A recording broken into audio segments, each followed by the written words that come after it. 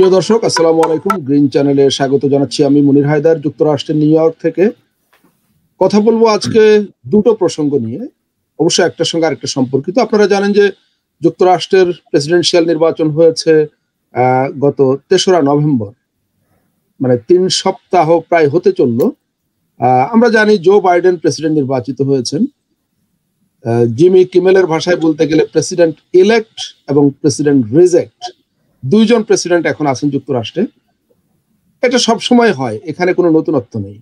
কিন্তু নতুনত্ব রয়েছে যেখানে, সেটা হলো যে যিনি প্রেসিডেন্ট রিজেক্ট, মানে যিনি নির্বাচিত হতে পারেননি কিন্তু এখনো প্রেসিডেন্টের পদে আছেন, আইন সংবিধান অনুযায়ী আগামী ২০ জানুয়ারি পর্যন্ত থাকবেন, সেই ডোনাল্ড ট্রাম্প ক্ষমতায় টিকে থাকতে বা ক্ষমতা আঁকড়ে থাকতে এমন সব কাণ্ড কারখানা করে চলেছেন গত প্রায় ৩ সপ্তাহ ধরে। ৩ সপ্তাহ হয়নি, প্রায় ৩ সপ্তাহ হতে চললো, যে সমস্ত ঘটনাগুলো যুক্তরাষ্ট্রের রাজনৈতিক ইতিহাসে একেবারেই নতুন, নজিরবিহীন, এমন সব ঘটনা জন্ম তিনি দিচ্ছেন।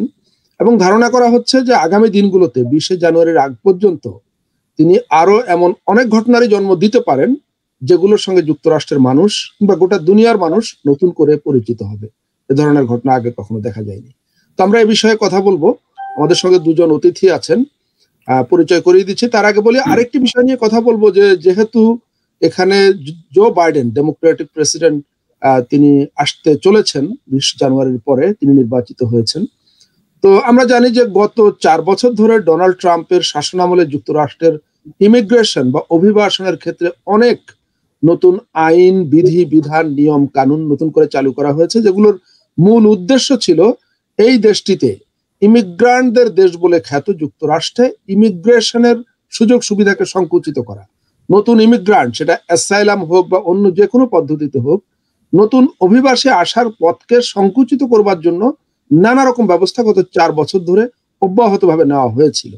তো এখন এই সরকারের ধারাবাহিকতা যদি না থাকে, মানে নতুন সরকার যখন আসবে, তখন ইমিগ্রেশনের ক্ষেত্রে কি ধরনের পরিবর্তন আসবে, যে সমস্ত ব্যারিয়ার গুলো তৈরি করা হয়েছে এগুলো কতটা দূর হবে, কিভাবে হবে, কিংবা আর কি ধরনের গাইডলাইন আসতে পারে, সেগুলো নিয়ে আমরা কথা বলবার জন্য আমরা দুজন অতিথিকে আমাদের স্টুডিওতে আমন্ত্রণ জানিয়েছি, ভার্চুয়াল স্টুডিওতে।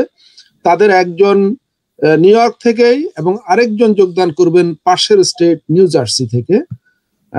আপনারা হয়তো এর মধ্যে একজনকে চিনবেন, ইব্রাহিম চৌধুরী খোকন, প্রথম আলো উত্তর আমেরিকার আবাসিক সম্পাদক। খোকন ভাই, আপনাকে স্বাগত জানাচ্ছি। ধন্যবাদ আপনাকেও। এবং আমাদের সঙ্গে আছেন অ্যাটর্নি শেখ সেলিম, তাকেও অনেকে হয়তো চিনবেন, কারণ যুক্তরাষ্ট্রে বাঙালি অ্যাটর্নি বা আইনজীবীদের মধ্যে তিনি বলতে গেলে একেবারে প্রথম দিককার। অনেক বছর ধরে তিনি যুক্তরাষ্ট্রের আইন পেশার সঙ্গে যুক্ত, একজন সিনিয়র আইনজীবী। অভিবাসন সহ বিভিন্ন ক্ষেত্রে তিনি আইনের চর্চা করে থাকেন বা আইন পেশায় তিনি নিয়োজিত আছেন। আলোচনাটা শুরু করি। জনাব ইব্রাহিম চৌধুরী, আপনার সঙ্গে তো মোটামুটি মাঝে মাঝে কথা হয়, তো সেটা ধারাবাহিকতা আপনার কাছে প্রশ্ন, যে আমরা তো গত প্রায় ২০ দিন ধরে অনেকগুলো চিত্র আমাদের সামনে এলো, এবং আপনি জানেন যে প্রেসিডেন্ট ডোনাল্ড ট্রাম্প তিনি এই নির্বাচনের ফলাফল পাল্টে দেবার জন্য যে সমস্ত রাজ্যে তিনি পরাজিত হয়েছেন শেষের দিকে এসে, যেগুলো মানে তার পরাজয়ের ক্ষেত্রে একটা নিয়ামক ভূমিকা পালন করেছে, সেই রাজ্যগুলোতে তার পক্ষ থেকে বিভিন্ন রকম মামলা করা হয়েছিল, কিন্তু তার মধ্যে বেশিরভাগ মামলা এর মধ্যে খারিজ হয়ে গেছে। তিনি আশা করেছিলেন যে জর্জিয়াতে ইলেকটোরাল ভোট সার্টিফায়ার ক্ষেত্রে তিনি একটা সুবিধা পাবেন, কিন্তু আমরা দেখলাম যে গতকাল জর্জিয়ার গভর্নর, যিনি রিপাবলিকান, তিনি বলেছেন আমি ডোনাল্ড ট্রাম্পের প্রাউড সাপোর্টার। সেই গভর্নর ডিক্লেয়ার করেছেন যে না, আমার এখানে জো বাইডেনই জিতেছে। সুতরাং মিশিগানে এর আগে চেষ্টা করেছেন, সেটাও ফেল করেছে। তাহলে এখন ডোনাল্ড ট্রাম্প আর কি করতে পারেন? মানে এখনো কি তার সামনে করবার মতো আরো অনেক কিছু আছে, এবং সেগুলো কি আসলেই তাকে কোনো সুবিধা দেবে? আপনি যদি সংক্ষেপে আমাদের দর্শকদের বলেন এগুলো। তার আগে একটু বলে রাখি দর্শকদের উদ্দেশ্যে, অনেক দর্শক হয়তো বলেন যে উপস্থাপক হিসাবে আমি হয়তো একটু বেশি কথা বলি। আসলে এটা কোনো গতানুগতিক টক শো না, এটা আপনাদের মানে জেনে রাখা ভালো। টক শো দেখবার জন্য তো অনেক চ্যানেল আছে, টেলিভিশন চ্যানেল আছে, বাংলাদেশে dozen dozen dozen talk show হয়। আমরা এখানে এক ধরনের আড্ডার মতো করে আলোচনা করি, সেখানে নিশ্চয়ই অতিথিদের কাছে অনেক বিষয় জানতে চাই, আবার অতিথিরা অনেক সময় আমার কাছে অনেক কিছু জানতে চান। তো সে কারণে, আর দ্বিতীয়ত আমি হলাম আসলে কথা বলবার মানুষ, আমি কিন্তু একজন পেশাদার উপস্থাপক না, যদিও উপস্থাপনা আমাকে করতে হয়েছে, এখনো করতে হয়। তো এই জায়গায় এটা আপনারা আমাদের ক্ষমা সুন্দর দৃষ্টিতে দেখবেন। আমরা আসলে যে স্টাইলে কথা বলি আমরা সেভাবেই আগাবো। ইব্রাহিম চৌধুরী খোকন। ধন্যবাদ মনির হায়দার। আসলে আপনি কথার শিল্পী, আমি একটু লেখালেখি করি, সো কথা আপনি ভালো বলেন যখন আপনি ভালোই বলবেন। যে দুইটা বিষয়ে আমি ডিরেক্ট করব এখানে উপস্থিত শেখ সেলিম ভাই, উনি খুব প্রথিতযশা এবং এই বিষয়ে তার একটা অথরিটি আছে এসব বলার। আমি বলার আগে যেটা বলবো যে প্রেসিডেন্ট দুইজন না, প্রেসিডেন্ট একজনই, নির্বাচিত ঘোষিত হন নাই। প্রেসিডেন্ট এখন পর্যন্ত ডোনাল্ড ট্রাম্পই। আমরা মিডিয়াগুলা যে সমস্ত তথ্যের উপর নির্ভর করে একজন মানুষকে নির্বাচিত ঘোষণা করে, সেই অর্থে আমরা বলতেছি প্রেসিডেন্ট ইলেক্ট, কিন্তু যুক্তরাষ্ট্রের সমস্ত সার্টিফিকেশন ক্লিয়ার করে এখনো নির্বাচিত প্রেসিডেন্ট অফিসিয়ালি বলার তাকে কোনো সুযোগ নাই। এখন প্রশ্ন হচ্ছে যে নির্বাচিত প্রেসিডেন্ট হিসেবে আমরা যে গতানুগতিক, এমনিতে কিন্তু দর্শকদের আপনার প্রতি একটা ইমপ্রেশন আছে যে আপনি ট্রাম্প সাপোর্টার। আমি দর্শকদের না খেপানোর জন্যই বলছি যে আমাকে সাপোর্টার মনে করার কোনো কারণ নাই। আমি একদম নিরেট সত্যটা বলছি, এবং যুক্তরাষ্ট্রের ইতিহাসে আগে কখনো ঘটে নাই দেখে এখন ঘটবে না।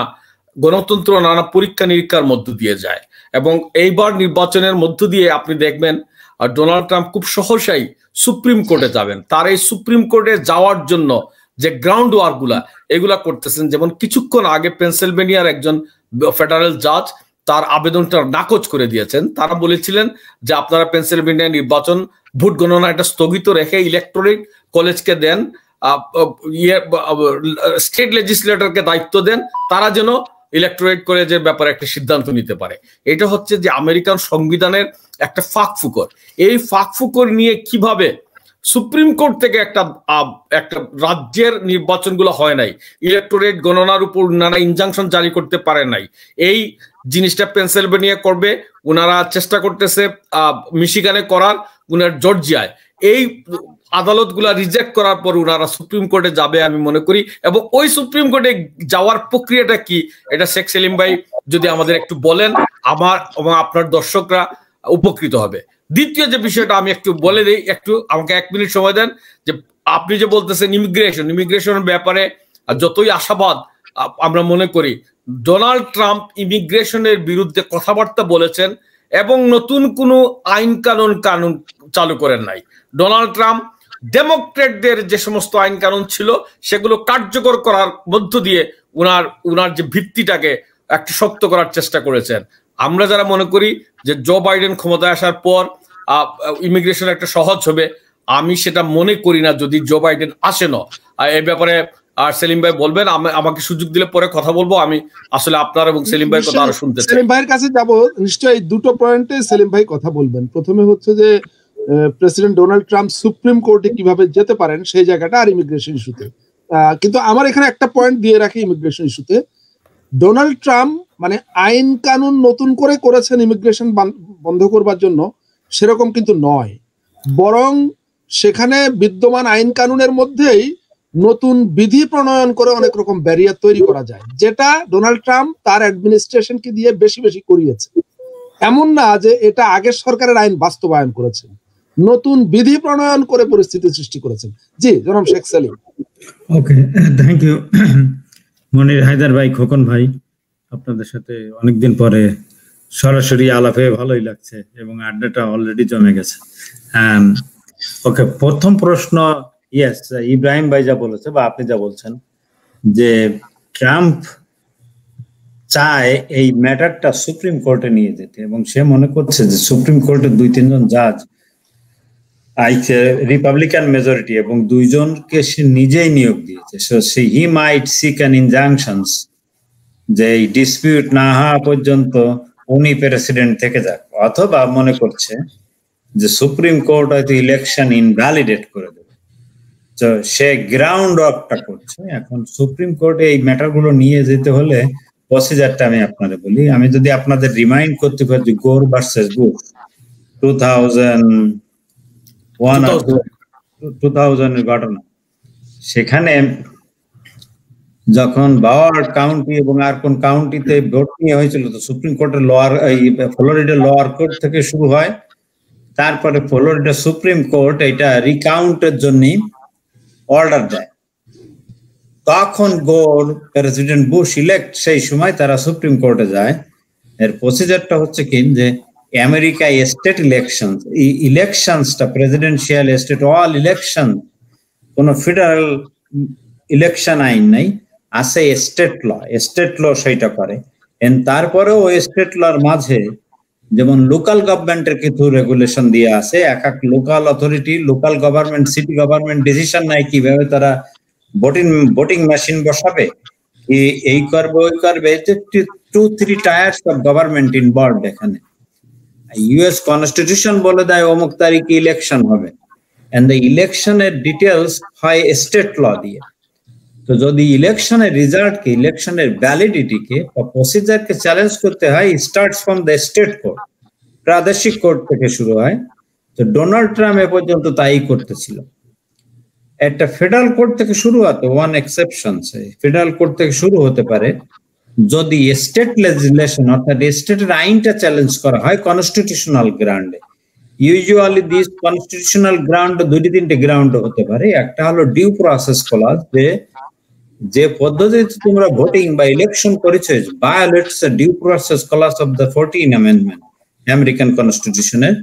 অথবা ইকুয়াল প্রোটেকশন ক্লজ, যে একজন আরেকজন ডিসইনফ্রাঞ্চাইজ করা হয়েছে, ভোট দেওয়া হয় নাই, বা কনস্টিটিউশনাল উপর আনকনস্টিটিউশনাল, যে আইনটা তারা করেছে সেটা কনস্টিটিউশনের বিরোধী এবং পরিপন্থী, সুতরাং এই আইন ভ্যালিড না।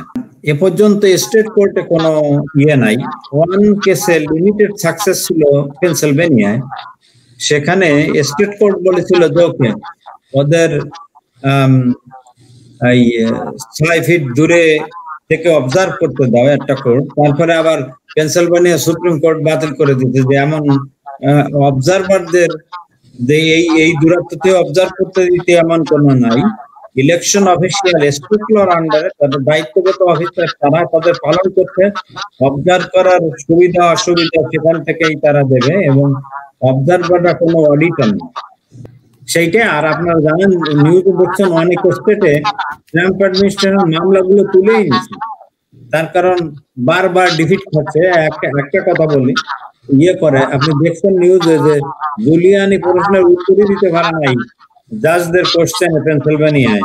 জিজ্ঞেস করতে ওকে আমি ইলেকশন এই করবো ওই করবো, কেন, কারণটা কি, কজ অফ অ্যাকশনটা কি, কয়বার জিজ্ঞেস করেছে। জুলিয়ানি বলেছে হুগো চ্যাভেজ এখানে ষড়যন্ত্র করেছে, মরে গেছে 13 সালে। তারা উত্তরই দিতে পারে নাই। অনেক জাজে বলছে I don't understand your cause of action. Cause of action হচ্ছে কোন মামলা করার জন্য কি কজ, কি কারণে, সাবস্টেন্সিয়াল কজ অফ অ্যাকশন থাকতে হয়, মামলার বেসিস থাকতে হয়, সে বেসিস বোঝে না। তার মানে সেলিম ভাই, আমরা এখানে একটু শর্ট করি, সেটা হলো আপনি বলছেন যে এখন পর্যন্ত ডোনাল্ড ট্রাম্প স্টেট কোর্টগুলোতে এবং ফেডারেল কোর্টে যে মামলাগুলো করেছে, যেগুলো খারিজ হয়ে গেছে, এগুলোতে সব মিলিয়ে এমন কোনো গ্রাউন্ড তৈরি হয়নি যে গ্রাউন্ড নিয়ে সে ফেডারেল সুপ্রিম কোর্টে গিয়ে কোনো সুবিধা পেতে পারে। একটা আজকে দেখছি একটা নিউজ, আজকে যদি দেখেন, Republican party in Pennsylvania plus led by a congressman, 2-term congressman, কি গিউয়েল নাকি, আমি নামটা ভুলে গেছি, তারা বলছে যে they are going to file a lawsuit challenging the voting mail votes are unconstitutional. That has to start in federal district court. That sounds like a big cause of actions, but mailing vote তো সারা America আজকে এবার না, বহু বছর ধরে 2019 আইন তারা challenge করবে। কিন্তু প্রশ্ন হচ্ছে যে এইটা কি এনাফ, যেন ইলেকশন সার্টিফাইড হয়ে গেছে, post facto attack on the elections 2019 হয়েছে, এখন 2020 ঠকে যে এখন বলতেছ যে আইন খারাপ, জিতলে আর জয়লাভ করলে আর আইন খারাপ হইতো না। I don't think that's going to have a meritorious enough to warrant a review by the US Supreme Court or even Third Circuit Court, US Court of Appeals, Intermediate Court, High Court যেটা বাংলাদেশের, এখানে circuit court বলে, সেখানে legal challenge যা যে পর্যন্ত allegation আসছে, কোথাও কোনো এভিডেন্স নাই। তো আপনার অ্যালিগেশনের সাবস্ট্যান্স, অ্যালিগেশনের সারমর্ম এবং কত প্রমাণ আছে এগুলা তো প্রুভ করতে হবে, নতুবা একটা ন্যাশন ওয়াইড ইলেকশন এখন কোর্ট গেলেই ওকে আমি স্থগিত করে দিলাম না, কোর্টেতে যেটা আমরা বাংলাদেশে আমরা সচরাচর দেখি যে ক্ষমতাসীনরা কোর্টে গিয়ে কোনো কিছু চাওয়া মাত্রই কোর্ট একটা অর্ডার দিয়ে দেয় সরকারের পক্ষে। এদেশে জুডিশিয়ারি সাংঘাতিক পাওয়ারফুল এবং জুডিশিয়ারি দারুণভাবে আইনগতভাবে বহু প্রোটেকশন আছে এই দেশে, কোন শাসকের উইম অনুযায়ী জুডিশিয়ারি চলে না। কিন্তু সেলিম ভাই আপনি এখানে বলতেছেন আপনার অবস্থান থেকে, আমি ট্রাম্পের অবস্থান যদি দেখে সেও তো এখানে একটা প্রোটেকশন পাবে যে তার কয়েক হাজার এফিডেভিট তারা জোগাড় করছে, এই এফিডেভিট দিয়া যে আমি রাজ্যের যে স্টেট সেখানে বিচার পায় নাই, মাননীয় সার্কিট আদালত আমার কথাটা শোনেন। হ্যাঁ, সেটা আপনার কথা উত্তর দিই আমি। ওকে, তার বিচার সে পাবে এবং সে বিচারই পাচ্ছে। সে মামলা করেছে, তার মামলা তো রাইট অফ রিজেক্টেড করা হয় নাই, হি গট এ হিয়ারিং। তার লয়াররা প্লিড করেছে, জাজরা প্রশ্ন করেছে, বিপক্ষ প্রশ্ন করেছে, এন্ড জাজ found no merit, that's the procedure. Okay, আমি মামলা করতে পারি, এখন আমি যদি হিয়ারিং পাই, that's my right to get a hearing, present my case. তখন প্রশ্ন আছে whether I have been able to present a case, and judge বলছে যে no, you didn't present a case, dismissed, go home. Okay, you can file an appeal, file your appellate brief, show that these are the facts, these are the evidence, judge ignored করেছে, খামখেয়ালি করেছে, and judge's decision is not supported by the evidence, so appeal court আছে review করবে। সেই রকম কিছু আছে কিনা, তারপর নিউজে যতদূর উঠে আসছে এমন কোনো এভিডেন্স নাই। আপনার কাছে এ বিষয়ে আমার লাস্ট কোশ্চেন, সেটা হলো যে আপনি কি মনে করছেন যে ডোনাল্ড ট্রাম্প স্টেট কোর্টে, ফেডারেল কোর্টে সে এ ধরনের মামলা করছে, হয়তো আরো করতে পারে, তারপরে সে সার্কিট কোর্টে যেতে পারে, সেখান থেকে সে হাইয়েস্ট কোর্টেও যেতে পারে, এবং এগুলো যুক্তরাষ্ট্রের মানুষের সামনে একটা নতুন অভিজ্ঞতা হবে বটে, কিন্তু এখানে ভোটের ফলাফল পাল্টাবার কোনো সম্ভাবনা নাই, এমন কি? শিওর, আমি তো তাই মনে করি। এবং যত আপনি টক শোতে CNN, MSNBC যেখানেই দেখেন, বিভিন্ন কলাম যদি দেখেন, আর্টিকেল যদি দেখেন, বিভিন্ন নামকরা নিউজ পেপারে এবং লিগ্যাল স্কলার্স তারা সবই তাই বলছে। তার কারণ হচ্ছে যে কজ অফ অ্যাকশনটা নাই, ভোট তো হয়েছে, এই যে ভোটগুলো সার্টিফিকেশন হচ্ছে, এটা রিপাবলিকানস স্টেট, তারা বলতেছে যে no, election was fair, election was good, there was no rigging, whether I like it or not, he won the election, and that's democracy. এখন ডোনাল্ড ট্রাম্পে সবাই চিনে, তার ক্যারেক্টার সবাই জানে, তার হুইমজিক্যালনেসটা, তার ক্যাপ্রিসিয়াসনেসটা সবাই জানে। সে তো মার্কসের মতো, 4 জনের ইলেকশন হয়েছে, মার্কস সহ ভোট দিছে, কে ভোট পাইছে, মার্কস সবগুলো নিয়ে বলছে আমি একা পাইছি সব। সেই রকম ডোনাল্ড ট্রাম্প কি আমেরিকাকে ফিলিপিন্স বানাতে চায়, এরকম কিছু অ্যাটিটিউড তো তাই। আপনি ধরেন তার dictatorial attitude, it's not a democratic attitude. আমেরিকায় 240 ইয়ার্স এর ডেমোক্রেসিতে এই ধরনের প্রেসিডেন্সিয়াল ক্যান্ডিডেট আর ছিল না। এখানে Donald Trump has very difficulty to concede যে he lost the election by clear count. আর এখানে ধরেন পেনসিলভেনিয়াও চলে গেল, সে for an example Pennsylvania reverse, তারপরেও তো জো বাইডেন আরগুলো কিভাবে রিভার্স হবে?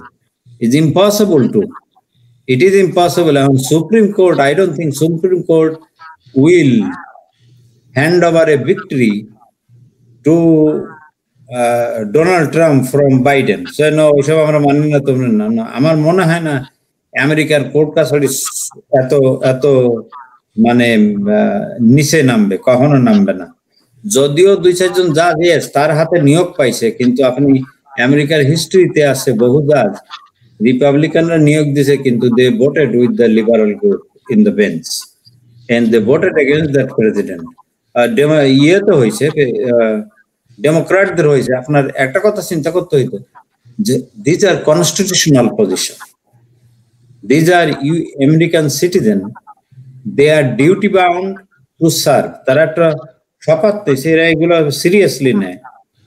প্রেসিডেন্ট ট্রাম্প যে 2 জন জাজের নিয়োগ দিল, এটা তো তার ব্যক্তিগত অফিসে নিয়োগ দেয় নাই, এটা দেশে রাষ্ট্রীয়। দে গট প্রজাতন্ত্রের প্রজাতন্ত্রের জব পাইছে, তারা ওই পজিশন পাইছে এবং তারা কম্পিটেন্ট লোক।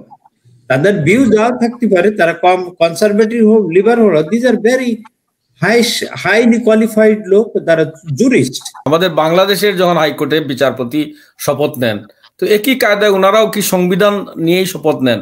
ওরাও তো কনস্টিটিউশনাল অ্যাপয়েন্টি থাকেন মনে হয়। বাংলাদেশের হাইকোর্টের জাজ, তো সুপ্রিম কোর্টের জাজ, I mean appellate division, these are constitutional appointments. তারা কনস্টিটিউশনের নিয়ে শপথ নেয়। Those are very highest court. বাংলাদেশের হাইকোর্টের পাওয়ার তো অনেক কনস্টিটিউশনের আন্ডারে। They can declare any law, বাতিল সবকিছু করতে পারে, অনেক পাওয়ার। এখন কেউ কোন ভাবে এক্সারসাইজ করবে সেটা নিজের ব্যাপার। কিছু কিছু নজির বাংলাদেশের ক্ষেত্রে আছে। আজকে বিচারপতি সিনহা সহ তার ওই যে কোন অ্যামেন্ডমেন্ট বাতিল করে দিল, 16th অ্যামেন্ডমেন্ট বাতিল করে দিল। তার এর আগে আমি জানি 1978-এ Bangladesh health service act high court বাতিল করে দিছিল ডক্টর নুরুল ইসলাম কেসে। এবং বাংলাদেশেও অনেক সময় জুডিশিয়ারি তার পাওয়ার এক্সারসাইজ করেছে। বাট আজকালকার সিচুয়েশন ভিন্ন, বিভিন্ন সময় ভিন্ন। এই ভিন্ন সময়টা যদি যুক্তরাষ্ট্রের বেলায় এসে হাজির হয় এবং ডোনাল্ড ট্রাম্পের এই সময় যদি একটা অস্বাভাবিক ঘটনা ঘটে, শেখ সেলিম আপনি কি অবাক হবেন?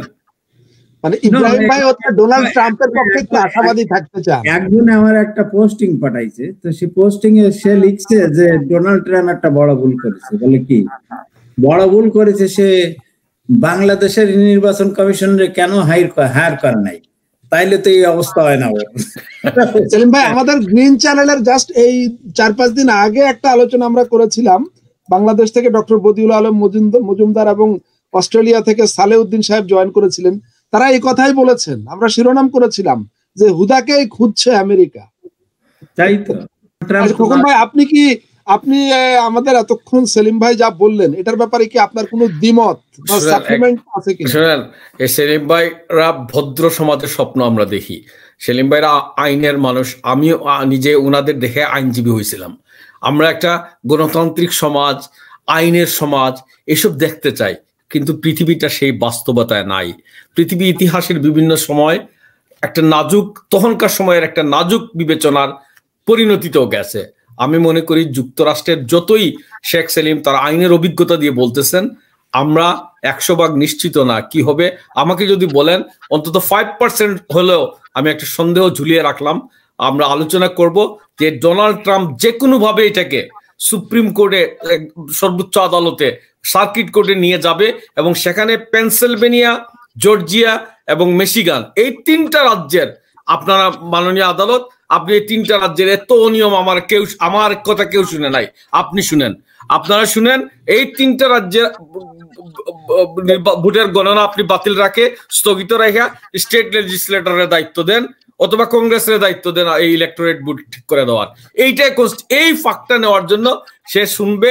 এবং এখানে যদি কোনো জুডিশিয়াল কুও হয়, উই ডোন্ট নো, আমি আর সেটা বলতে চাই না। এই যুক্তরাষ্ট্র, এই পৃথিবীর গ্রেট কান্ট্রিতে আমরা আসছি বসবাস করার জন্য। আমরা গণতন্ত্রের যে সংজ্ঞা নিয়ে বড় হয়েছি, দেখেছি, সেটাও দেখতে চাই। কিন্তু এই মুহূর্ত পর্যন্ত যুক্তরাষ্ট্রের নির্বাচন, গণতন্ত্র সবই একটা প্রশ্নের সম্মুখে, এবং এই প্রশ্ন আমাদেরকেই মোকাবেলা করতে হবে। শেখ সেলিম, আচ্ছা, যা বলছিলাম আগে, তো ধরেন স্টেট কোর্টের শুরু করে স্টেট হাই কোর্ট পর্যন্ত যায়, স্টেট সুপ্রিম কোর্টে যায়। স্টেট সুপ্রিম কোর্টের ডিসিশনটা সরাসরি ইউএস সুপ্রিম কোর্টে রিভিউ করা যায়। So that's the procedure.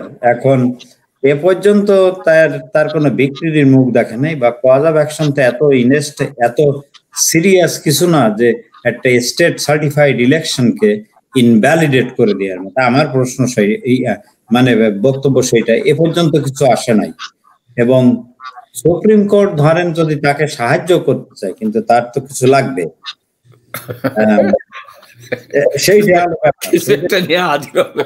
আপনারে আমি খাওয়াবো, কিন্তু আমার হাড়িতে তো খাবার থাকতে হবে। তো হাড়িতে খাবারটা তো যোগান দিতে হবে, সেইটার যোগান এখনো হয় নাই লিগালি। আমি সেইটা বলতে চাচ্ছি। এখন sometimes is it impossible? No, it's not impossible. But It's not it's not likely. That's what I mean. So that's what I mean. Given the circumstances এবং independence of the judiciary, it's not likely. তার কারণ supreme কোর্টও তো প্রশ্নবিদ্ধ হবে। But it is not impossible. Yeah, 74 million লোক vote দিতে। So 74 million লোক vote দিছে এবং এটা overwhelming victory. It's not a narrow victory, it's a very wide victory. সেইটা ওভারটার্ন করে দেবে। It's very difficult to think that is going to be overturned. It's no. আরেকটা জিনিস যদি আপনি দেখেন, আমার মনে হয় ডোনাল্ড ট্রাম্প মে কনসিড সোন। আমি বলি রিপাবলিকান বেস গ্রাস লেভেল কর্মীরা এখন বলা শুরু করেছে এই কনসিড। বিভিন্ন ধরনের পোস্টিং মিশিগানের বিভিন্ন জায়গায় লোয়ার লেভেল কর্মীরা শুরু করে দিছে যে না ইলেকশন ফেয়ার হয়েছে, করা ইউগো মানে তার বেজে ফাটল ধরা শুরু হয়েছে, মানে হার্ড বেজে ফাটল ধরা যাবে না। তার জর্জিয়ার গভর্নর তো কালকেই বললেন, তার ভাষায় বলছে I am a proud Trump supporter এবং I am disappointed that my candidate didn't won, but it is true that Joe Biden won in Georgia. আজকে জর্জিয়াতে 50,000-এর বেশি লোক তার পক্ষে মিছিল করেছে। যুক্তরাষ্ট্রের অন্তত 20টা জায়গায় আজকে ডোনাল্ড ট্রাম্পের পক্ষে বলছে যে fight up to the last minute, we are with you. আমি আপনাদের বলি ডোনাল্ড ট্রাম্পের সাপোর্টাররা কি রকম। আমাদের বাংলাদেশের লগি বইটা গ্রুপ আছে না, আপনি যাই বলেন না কোনো যুক্তি নাই। কি বললো লগি বৈঠা গ্রুপ বাংলাদেশে, নাম শুনছেন এটার? আমি শুনি না, আমি তো অনেকদিন থেকে, সেলিম ভাই তো আমার আগে থেকে, সেদিকে আবার অনেক আপডেট বাংলাদেশের ব্যাপারে। তার মানে সাংবাদিক আমিও না আপনিও না, সেলিম ভাই আসল সাংবাদিক। লগি বৈঠা গ্রুপ ডাক দিছে বিএনপি ক্ষমতাতে চলে যাচ্ছে, 15 জন শেষ, 15 জন পিটাই মেরে ফেলছে। হ্যাঁ এটা তো মনে নাই ভাই, এই তো মনে পড়তেছে অক্টোবর 2006 or 7, রাইট? মানে এত বাংলাদেশ আওয়ামী লীগের বহু ডাই হার্ড কর্মী আছে, মারা যাবে। কে কি বললো আওয়ামী লীগের বিরুদ্ধে কথা বলে শুনবে না। তো ডোনাল্ড ট্রাম্প একটা গ্রুপ এনার্জাইজ করেছে যারা হলো স্বল্প শিক্ষিত, নন কলেজ গ্রাজুয়েট, তারপরে কি বলতে বলা যায় যারা ইমিগ্রেশন বিরোধী, যারা মানে রেডিক্যাল হোয়াইট পিপল, ইয়েস তারা, এবং তারা কেয়ার করে না, তারা এত কিছু কেয়ার করে না। ডোনাল্ড ট্রাম্প এই বলছে ওইটাই রাইট, ওই আমার লোক এই গ্রুপ আছে এখানে, তো তাদের আপনি দেখবেন স্ট্রিটে দেখবেন। ইকুয়ালি আরেকটা গ্রুপও আছে, অত শক্তিশালী না হইলেও, অত ডাইহার্ড না হইলেও তারপরেও আছে। এখন যদি ধরেন আমি বলি, আমি আমার হিন্টটা আপনাকে দেই কেন সুপ্রিম কোর্ট এই রিস্কটা নেবে না। One, this people are already appointed জাজেস, তাদের কারোর কোনো ফেভার দরকার নাই, they are appointed for life, they choose their own retirement when they will retire or they don't want to retire. এটা কারো কিছু বলার নাই, ভেরি পাওয়ারফুল পজিশন, তার আর কোনো ফেভার দরকার নাই, যেটা দরকার সেটা হয়ে গেছে। সো সেকেন্ডলি হচ্ছে কি, এই যে ডিভাইডেড কান্ট্রিতে একটা রুলিং দিয়ে whether they will create a chaos or a division or a civil war, you never know. এইটাই এই দেশ গত 250 বছরে এটা করতে পেরেছে যে মানুষ এই প্রতিষ্ঠানগুলোকে ঠিকই অনার করতেছে, এটার প্রতি তার রেসপেক্ট নষ্ট হয় নাই। আপনি রাইট, এই দেশের ডেমোক্রেটিক ইনস্টিটিউশনগুলো সাংঘাতিক স্ট্রং, রাইট? এই জুডিশিয়ারি বলেন, নির্বাচন কমিশনার বলেন, পুলিশ বলেন, যত স্টেট ইনস্টিটিউশন গুলো আছে, they operate under the law. So that is the problem, they operate under the law. তারা কারোর খাতিরে বা ব্যক্তিগত উইমে অপারেট করে না, এই জন্যই এদেশের ডেমোক্রেসিটা মানে ইনস্টিটিউশন গুলা টিকে আছে।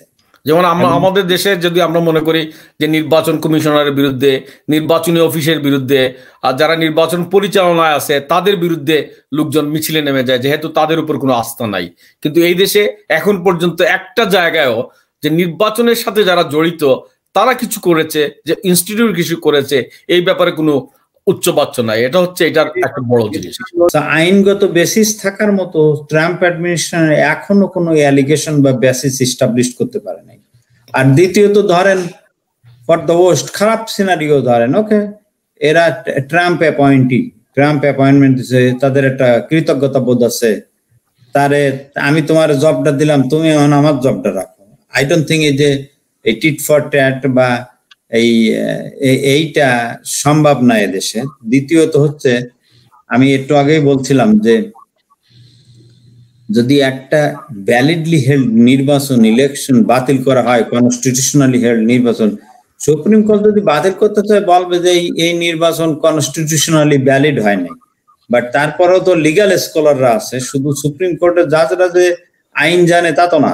এদেশে সুপ্রিম কোর্টের বাইরে অনেক বড় বড় লিগাল স্কলার আছে যারা সুপ্রিম কোর্টের জাজদের চেয়েও কোয়ালিফাইড। সো সেখানে তো একটা ওপিনিয়নের ব্যাপার আছে। সেইটা আর একটা বলছিলাম, যখন ইলেকশন হয়েছে ঠিক আছে, প্রেসিডেন্সিয়াল ইলেকশনটা বাদ, what about the state governor, state legislator, স্টেটের অ্যাসেম্বলিম্যান, স্টেট সেনেটরস, স্টেটের মেয়র, স্টেটের commissioners, local official, congressman, senator, সব বাদ। সেটা মানে ওখানে ইলেকশন বাদ করতে হলে টোটাল ইলেকশন বাদ করতে হবে, টোটাল ইলেকশন বাদ দিতে হবে। শুধুমাত্র প্রেসিডেন্সিয়াল ইলেকশন পার্টটাকে এখানে বিবেচনায় নিলে চলবে না, সেটা তো হবে না। তার হোয়াট ইজ দ্য প্রুফ যে শুধু প্রেসিডেন্সিয়াল রিগিং হয়েছে, ফ্রড হয়েছে, and what is the proof? There is not likely, but is it impossible? No. Factually I think it's impossible. আমি আপনাদের বলি, যেটা ব্যাখ্যাটা দিলাম, তার কারণ ট্রাম্প যদি বললো যে অমুক জায়গায় 60,000 বাইডেন ব্যালট পাওয়া গেছে, যা ব্যালটের ভোটারের নাম ভোটার বা ইসের সাথে মেশে না, ব্যালটের সাথে নাম্বার সিরিয়াল, এই ব্যালট ওই ব্যালট সেম না, বা এইটা মেশিনে পাঞ্চ হয় নাই, হয় নাই, ইউ নিড প্রুফ। মানে খোকন ভাই বোধহয় আমাদের মাতৃভূমির সঙ্গে মিলাবার চেষ্টা করছেন। আমাদের মাতৃভূমিতে যেমন আগের দিন রাতে ব্যালট বাক্স ভর্তি হয়, কিংবা এরকম নাম ঠিকানাবিহীন ব্যালট পাওয়া যায়। ইমপ্রেশনটা সম্পর্কে একটু বলি। খোকন ভাইয়ের ইমপ্রেশন ডোনাল্ড ট্রাম্পের মতো লোক ইলেক্টেড হওয়া উচিত না, কিন্তু এরা ইলেক্ট করেছে কারা? ইলেক্ট করেছে অর্ডিনারি সিটিজেন, নন কলেজ গ্রাজুয়েটস, শিক্ষিত, অল্প শিক্ষিত, লোয়ার লেভেল ব্লু কালার লোকজনে তারা ইলেক্ট করেছে। তাদের জাজমেন্ট আর একজন জাজের জাজমেন্ট, লয়ারের জাজমেন্ট, সুপ্রিম কোর্টের জাস্টিসের জাজমেন্ট টোটালি ডিফারেন্ট, ভিন্ন। সো এখানে একজন পথের লোক যে একজনের ভোট দিয়ে দিল, আমি ওরে পছন্দ করি, যাই হোক, আমি একটা উদাহরণ দেই। ট্রাম্প যখন প্রথম রান করে 2016-এ মেমফিস, টেনেসি, ওখানে এক গ্রামের ভিতরে, মানে খুব সাবারবনে যে মিটিং করতেছে, হাজার হাজার লোক রোডে নেমে গেছে। তখন আমি বুঝছি this guy has created a huge জাগরণ বলেন, huge movement, grassroot movement he has created. মানে সে তার সমর্থকদের জাগ্রত করতে সমর্থ হয়েছে। এখনো তারা খুব ডাই হার্ড। সিএনএন এর এক সাংবাদিক, ইউসিএনএন তারা করতেছে, এক মহিলা, সাথে তার হাজবেন্ড আইছে, একটু মোটা সোটা আর কি, সাবারবনের লোক।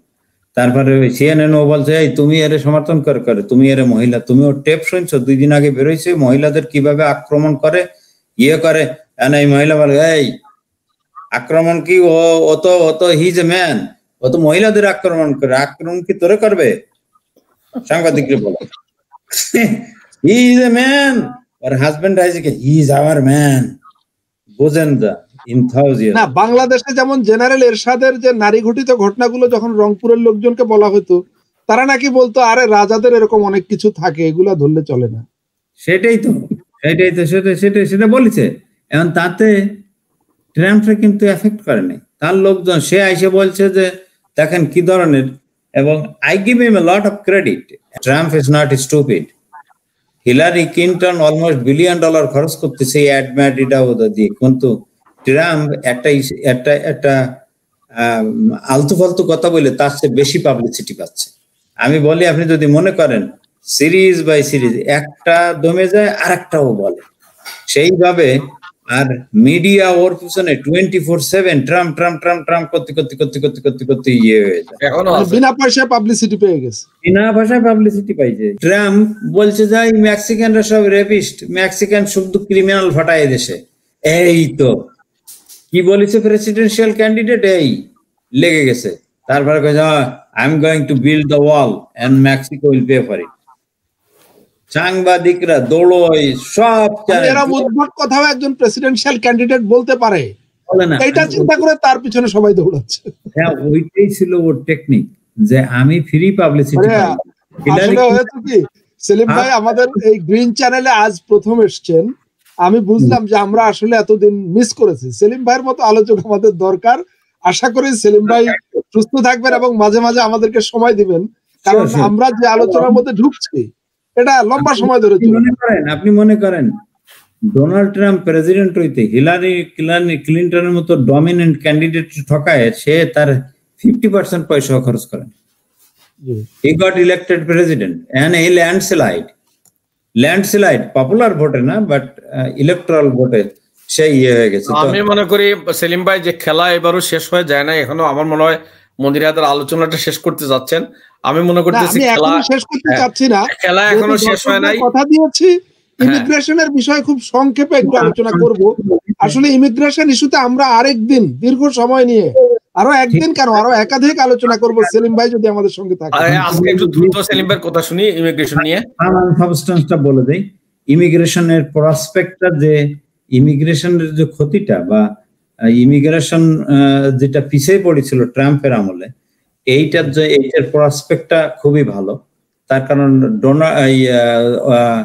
জো বাইডেন অলরেডি বলছে যেগুলা Trump executive order regulation change করে যেগুলা পরিবর্তন করেছে উনি সেটা বাতিল করে দেবেন এবং পূর্বের অবস্থায় নেবেন, এবং সেটা পূর্বের অবস্থায় নেওয়া তার জন্য ক্রেডিট। আমি বলি কেন ক্রেডিট, তার কারণ আগে যে ট্রাম্পের আমলে যে ইমিগ্রেশন পলিসিটা ছিল সেটাও তো বাইডেন পলিসি, তার কারণ বাইডেন ওবামা পলিসি, সেটাও তো বাইডেনের এন্ডোর্সমেন্ট আছে, ওবামা বাইডেন অ্যাডমিনিস্ট্রেশনের পলিসি। এখন ট্রাম্পের এটা বহাল রাখা মানে তাদেরটা খারাপ ছিল, তারা সেটা করবে না।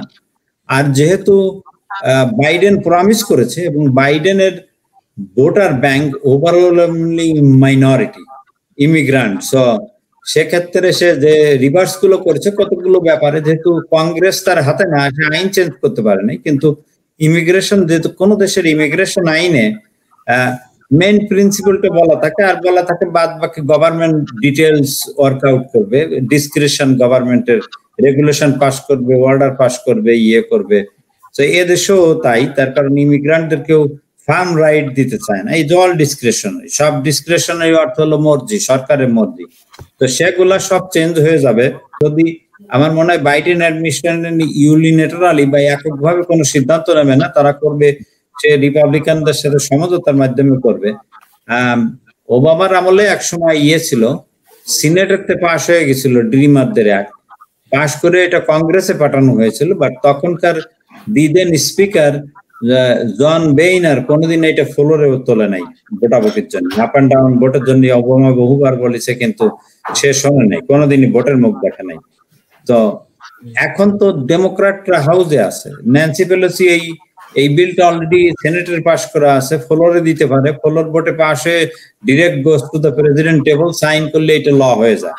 এটা এটা তো ধরেন মানে ল এবং একটা নির্দিষ্ট গোষ্ঠীর কথা বললেন, কিন্তু একটু আগে আমি যেটা বলছিলাম যে ট্রাম্প অ্যাডমিনিস্ট্রেশনের সময় তারা রুলস তৈরি করে, আইন ছাড়াই, নতুন আইন পাস করা ছাড়াই রুলস তৈরি করে ইমিগ্রেশনের ক্ষেত্রে যে সমস্ত ব্যারিয়ার বা প্রতিবন্ধকতা তৈরি করেছিল, আপনি কি মনে করেন যে জো বাইডেন ক্ষমতায় বসার পর পরে দ্রুত এগুলো সরে যাবে বা এগুলো আগের অবস্থানে? মনে হয় সে বলছে, যেমন ধরেন আমি বলি যে অ্যাসাইলামের ক্ষেত্রে কিছু চেঞ্জ করা হয়েছে, ওয়ার্ক পারমিট 6 মান্থের তো 1 ইয়ার করা হয়েছে, তারপরে কিছু স্ট্যান্ডার্ড চেঞ্জ করার কথা বলা হয়েছে, সেইটা একটা। তারপরে পাবলিক চার্জের ব্যাপারে এর আগে ট্রাম্প বাইডেন অ্যাডমিনিস্ট্রেশন 1999 এর গাইডলাইন ফলো করতো, সেই সময় হোমল্যান্ড সিকিউরিটি প্রোগ্রাম ট্রাম্প এনে একটা গত বছর একটা শুরু করেছে, সো সেটা রিভার্স হবে। তারপরে সিটিজেনশিপের জন্য ট্রাম্প রিসেন্টলি করেছে যে গাইডলাইন 2020, এর আগে ছিল 2008 এর গাইডলাইন, যেটা ওবামা বাইডেন অ্যাডমিনিস্ট্রেশন করেছিল। আমার মনে হয় 2020 বাদ হয়ে 2008 এর গাইডলাইন চলে যাবে। সো এভরিথিং প্রি ট্রাম্প অ্যাডমিনিস্ট্রেশনের আগে চলে যাওয়ার সম্ভাবনা খুব বেশি। আর সবচেয়ে একটা বড় ব্যাপার হচ্ছে যে ইমিগ্রেশনের যে গভর্নমেন্টের অ্যাটিটিউড চেঞ্জ হয়ে যাবে। তারপরে ইমিগ্রেশনে এখন অ্যাটিটিউড হচ্ছে যে ডিনাই করো, যতদূর পারো ডিনাই করো, খুব স্ট্রিক্টলি এনফোর্স করো। এই স্ট্রিক্ট কমপ্লায়েন্স এন্ড এনফোর্সমেন্টটা চলে একটা রিল্যাক্স স্ট্যান্ডার্ডে চলে যাবে। তাতে ইমিগ্রেশন যেমন প্রি ট্রাম্প অ্যাডমিনিস্ট্রেশন আগে যেভাবে চলছে, আমার মনে হয় বাইডেন অ্যাডমিনিস্ট্রেশন সেইটাই ফলো করবে। তার মানে সেলিম ভাই, আমরা দেখেছি যে গত 4 বছর ধরে, বিশেষ করে ট্রাম্প দায়িত্ব নেওয়ার আগে থেকেই প্যানিক বা আতঙ্কটা তৈরি হয়েছিল, এবং গত 4 বছরে আতঙ্ক ক্রমবর্ধমান, মানে ক্রমশ বেড়েছে, এবং সেটার যথেষ্ট যৌক্তিক কারণও ছিল। আপনি মনে করছেন যে আতঙ্কটা থাকবে না, কেটে যাবে, তাই কি? না, আতঙ্কটা আমার মনে হয় অলরেডি কেটে গেছে, বা এটা চলে যাওয়ার ক্ষয়িষ্ণু অবস্থায় আছে, এটা চলে যাচ্ছে, যেহেতু ট্রাম্প চলে যাবে। আই ডোন্ট থিংক আমেরিকায় পসিবল। সুতরাং এটা এরই মধ্যে যারা যুক্তরাষ্ট্রে ইমিগ্রান্ট আছেন, মানে ইমিগ্রেশন প্রসেসে যারা আছেন, যুক্তরাষ্ট্রের ভিতরে অবস্থান করছেন, তারা তো বটেই, এমনকি বিশ্ব জুড়ে এবং আমাদের বাংলাদেশ সহ যে সমস্ত মানুষ যুক্তরাষ্ট্রের ইমিগ্রেশন প্রত্যাশী বা ইমিগ্রেশনের আকাঙ্ক্ষা যাদের মধ্যে আছে, তারা প্রত্যেকেই নতুন করে স্বপ্ন দেখতে পারেন, এমন কি ব্যাপারটা? হ্যাঁ, এটা নতুন করে যারা আছে, ইয়েস, তাদের জন্য ইজিয়ার হবে। যেমন আগে যেমন একটা মানবিক দৃষ্টিতে দেখা হতো এবং লিনিয়েন্ট পলিসি ছিল, এখন তো আছে খুব হার্শ পলিসি, খুব স্ট্রিক্ট পলিসি। ইনস্ট্রাকশন আছে, যদি ডিনাই করতে পারো ডিনাইড। তো আপনি চিন্তা করেন যে আমেরিকার ইতিহাসে কোনোদিন ওই যে ছেলে মেয়েদের সেপারেট করে মা বাপরে জেলে নিয়ে আর এই ধরনের কোনো নজির ছিল না। This are all going to stop. যেমন বিভিন্ন ধরনের রেগুলেশন চেঞ্জ করা হয়েছে, সেগুলা মনে হয় ইট উইল গেট রিভার্সড, আমার তো মনে হয়। এবং বাইডেনের কমিটমেন্টও তাই ফর অর্ডিনারি ইমিগ্রান্টসদের। তবে অর্ডিনারি ইমিগ্রান্টসদের ব্যাপারে অনেক চেঞ্জ আসবে। সিটিজেনশিপ একটু ইজি হবে, 2008 স্ট্যান্ডার্ডে চলে যাবে। পাবলিক চার্জ 99 এর গাইডলাইনে চলে যাবে, যেটা ক্লিন্টন অ্যাডমিনিস্ট্রেশন করেছিল। অ্যাসাইলামের অনেকগুলো রেগুলেশন চলে যাবে, হার্শনেসটা থাকবে না। এবং যে ইনস্ট্রাকশন তো দেয়া হয় যে স্ট্রিক্ট কমপ্লায়েন্সের জন্য, এগুলো সব চলে যাবে। এবং একটা লিনিয়েন্ট পলিসি, বেনিফিট মানে দাও, বেনিফিট বিট পলিসিটা, আইনকে কমপ্লাই করে বেনিফিট দেওয়ার চেষ্টা করে, এই পরিস্থিতিতে যাবে বলে মনে হচ্ছে। আমার মনে হয়। ধন্যবাদ সেলিম ভাই। আমার ধারণা যে আমাদের দর্শকদের বেশিরভাগেরই প্রত্যাশাও এমন যে এই ইমিগ্রেশনের ক্ষেত্রে যে আতঙ্ক তৈরি হয়েছিল সেটা কেটে যাক এবং প্রসেস গুলো সহজ হোক। আমি জানি না এখানে ইব্রাহিম চৌধুরী খোকন ভাইয়ের কোনো দ্বিমত আছে কিনা। না, আমার কোনো দ্বিমত নাই। সেলিম ভাই জাস্ট আরেকটা কথা কি বলতে চায় আমাদের কানে কানে, বলেন। কি মন ধরেন, আপনি যদি চিন্তা করেন যে ট্রাম্প অ্যাডমিনিস্ট্রেশন চেঞ্জ করে খুব বেশি কিছু করতে পারে না, তার কারণ প্রতিটা রেগুলেশন, প্রতিটা executive order has been blocked by the court, and এইটা শেষ হইতে শেষ হয়ে গেছে। সো ইম্প্যাক্টটা খুব বেশি পড়ে নাই, সো অনেক বেশি লোক এতে ক্ষতিগ্রস্ত হয় নাই। তো সেইটা বলতে চাচ্ছিলাম। আর একটা হচ্ছে কি, আমি অনেক ইমিগ্রেশন লয়ার তো বন্ধু বান্ধব আছে, তো অনেকে মনে করেছে যে যদি ট্রাম্প ইলেক্টেড হয় তারা ইমিগ্রেশন প্র্যাকটিসটা ছেড়েই দেবে।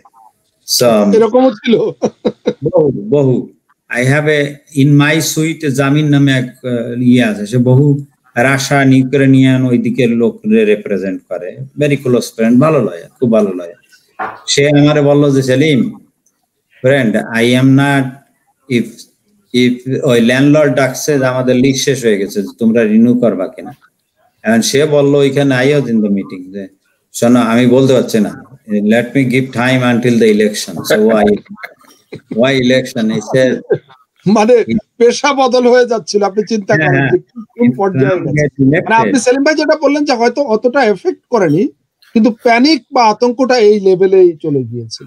হ্যাঁ, এবং আমরা মনে করি যে সেলিম ভাই এবং মনির হায়দার ভাই শুনেন, যুক্তরাষ্ট্রের ইমিগ্রেশন চরমভাবে অব্যবস্থাপনার মধ্য দিয়ে যাচ্ছে দীর্ঘদিন থেকে।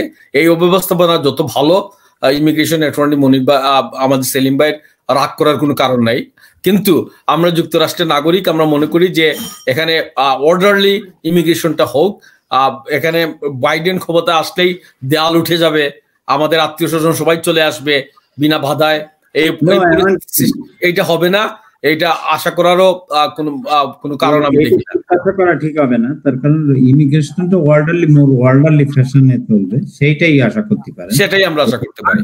হার্শ পরিস্থিতি বর্তমানে যে হার্শ ইমিগ্রেশন পলিসি বা স্ট্রিক্ট কমপ্লায়েন্স পলিসি, এইটা থাকবে না। তো সেটাও অনেক ভালো, সেটাও অনেক ভালো। অনেক ধন্যবাদ জনাব শেখ সেলিম এবং ইব্রাহিম চৌধুরী। আমার প্রত্যাশা রইল যে আপনাদের দুজনের সঙ্গেই আমরা আরো আলোচনা করব এবং এই বিষয়ের উপরেই অন্তত 20শে জানুয়ারি পর্যন্ত আমরা ডোনাল্ড ট্রাম্পকে নিয়ে আরো অনেক আলোচনা করতে পারবো, এরপরেও হয়তো পারবো।